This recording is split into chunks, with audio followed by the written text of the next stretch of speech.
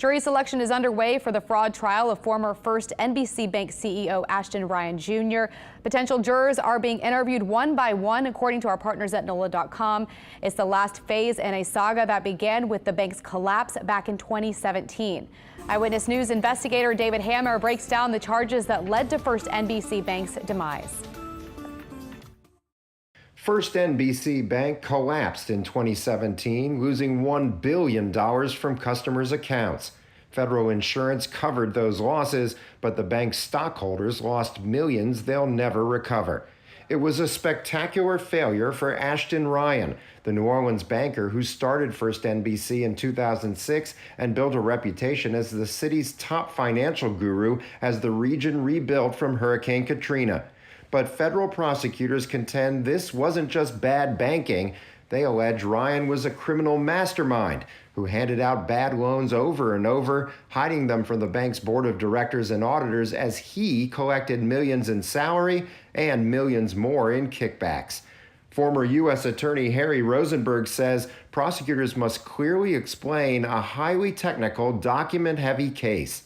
I don't want to say dumb it down, but they do have to simplify it so that the jurors can understand the basic issues aside from the huge numbers that are presented in the indictment. But the feds have plenty of witnesses to point the finger at Ryan, including 6 businessmen who admit falsifying records to borrow more than $250 million they knew they couldn't repay.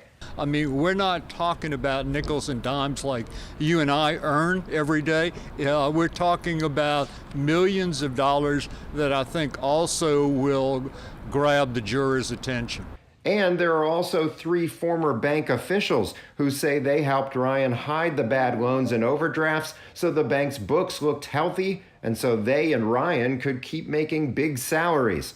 If he discloses a series of large bad loans, there's the potential of being replaced as the head of the bank.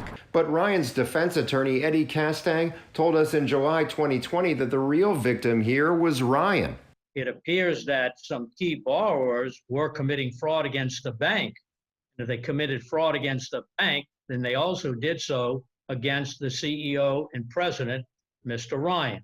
One borrower, Kenneth Charity, admitted getting $18 million to redevelop prime real estate like the Lake Terrace Shopping Center, but spending it on cars, clothes, and private school tuition instead.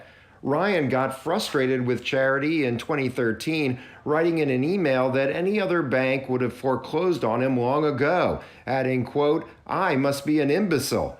That's just another piece of evidence that Mr. Ryan was doing everything he could to collect on loans for which there had been defaults. But prosecutors will try to convince jurors it's actually proof that Ryan was part of the fraud because he went ahead and loaned another $5 million to Kenneth Charity after sending that email. David Hammer, Eyewitness News. We will have continuing coverage of the trial. Look for any updates on our website, our social media pages, and free smartphones.